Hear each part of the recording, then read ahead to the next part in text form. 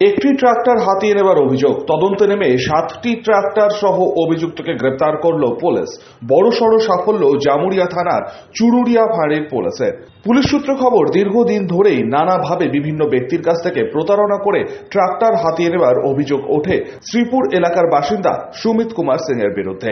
এবার এই ঘটনা তদন্ত নেমেই পুলিশ 7টি ট্রাক্টর বাজেয়াপ্ত করে, পাশাপাশি গ্রেপ্তার করা হয় সুমিত কুমার সিংকে। জামুরিয়া থানার অন্তর্গত চুরুলিয়া ফাঁড়ি বলতে পারেন, কিন্তু জামুরিয়া থানাটা মেন।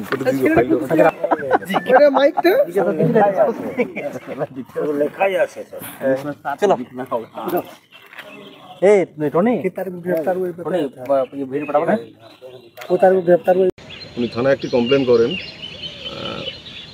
যে ওনার একটা ট্রাক্টর ছিল, সেই ট্রাক্টরটি উনি সুমিত কুমার পেছনে দাঁড়িয়ে আছে এনাকে এগ্রিমেন্ট করে দেন, এবং এগ্রিমেন্ট থাকে যে মাসিক 12,000 টাকা করে দেবে, এবং তারপরে যখন ওনার কাজ শেষ হয়ে যাবে তখন এই ট্রাক্টরটা ফেরত দিয়ে দেবে।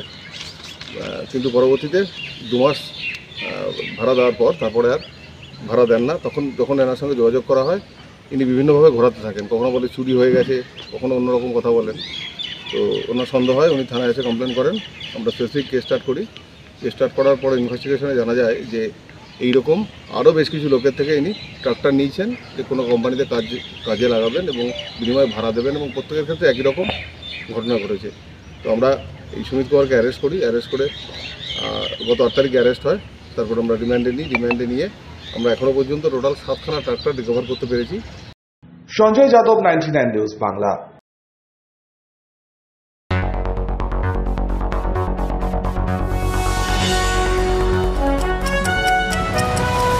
আপনারা দেখছেন 99 নিউজ বাংলা। বদলাবো আমরা।